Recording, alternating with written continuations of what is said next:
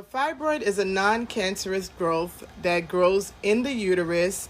Research really doesn't have that much information or background of how it develops in women. So it's one of those things that we have and we really don't know where it stemmed from.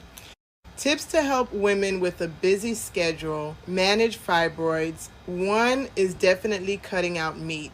Meat has a lot of hormones in it, and fibroids, the reason why we have fibroids and fibroids grow in our system is due to a lot of estrogen in the body, and meat and hormones and God knows what people put in the meat. You want to cut out meat to help lower and control the estrogen in your body. So that's one tip that I can give to women in general that is struggling with fibroids. Another tip is to lower your stress. Stress has a lot to do with fibroids. So I get it. We're living in a very stressful world. Moms, families, cooking, work, and all of that. So just to share a few things you could do during the day to help manage stress is taking some time throughout the day to deep breathe. Even if it's deep breathing in and out 3 times. That alone throughout the day, maybe 4 or 5 times throughout the day, whenever you're feeling stressed and overwhelmed, can help center your system. If you can do yoga and treat yourself at it as a self-care, do yoga at least once a week. And yoga is very easy. You can look it up on YouTube. You don't personally need a trainer or anything extra. Just pull up a YouTube video to do a few minutes of yoga. Something that you don't have to pull up at all and you could do anywhere is meditate. So stop during work, in the morning when you wake up, at night before you go to sleep. Meditate for 1 to 2 minutes. You don't have to do the whole 20-30 minute meditation, just 1 to 2 minutes a day. That alone will help your system. And journaling to get things off your chest and your heart at the end, off your chest and your heart at the end of the day is a way to release stress from the day. So those are a few tips that you can incorporate in your day to help you with stress, and that in turn can help with your fibroids. When you have fibroids, one of the biggest thing is heavy bleeding, blood clots every time when you're on your cycle. And you can imagine every month you're losing a lot of blood. You probably have longer days of having your periods, feeling tired. You need to build your blood. So here are a few things that I've been doing to help build my blood.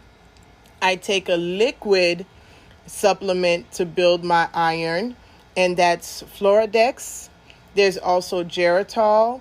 Yes, you can take iron pills in a pill format, but if your digestive system is not up to par, your body is probably not breaking down that pill to absorb all the iron you need to absorb. So taking it in a liquid format is better. Whenever you're taking anything for iron, you want to combine it with vitamin C. So what I like to do is take my iron supplement, my liquid supplement, drink it, and then have a cup of orange juice behind that. So I have either a cup of orange juice or a few oranges. So that helps to balance, that helps to give me the vitamin C so my body can absorb.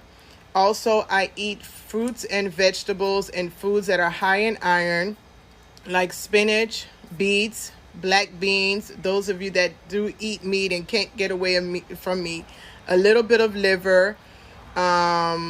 Spirulina is a herb that I take. I take black molasses. Black molasses is very, very, very good for building your iron. And for black molasses, you got to mix it with half a lemon. So there's your vitamin C and your iron builder right there. And there is so many other ways that you can build your iron, and you can literally look up on Google of just ways to build my iron. So these are a few tips and a few things that I've been doing, and I've been very mindful about rest and not too much exercise, because even too much exercise, those of you that like to do the hardcore HIIT exercise, believe it or not, it does affect your blood and deplete your blood and cause you to be more tired. So that is pretty much everything that I've been doing in the last month, 6 weeks to prepare my body and build my blood. to get rid of the fibroids that I have in my system. So with me, I ignored my fibroids for many, many, many, many years until it got to a point where it got out of control and now I need surgery. But if you're at the beginning of being diagnosed with your fibroids, you can definitely connect with a holistic doctor because there are herbs that you can take to help shrink the fibroids. So don't ignore it like I did. Take the time to really understand what you're dealing with, and you can really connect with the right doctors like Coach Jessie on Instagram, she has a kit to help you shrink your fibroids. So be an advocate for your health and take the time to take your health under control versus a doctor just telling you take this medication and it's not really getting to the root cause of your issue. And I believe if you take the proper steps, you won't have to get to the point where you need to have a hysterectomy or any type of surgery. Be on top of your fibroids so that you can shrink it and not become anemic, need blood fusions, and the whole domino effect that happens after when you ignore something like having fibroids.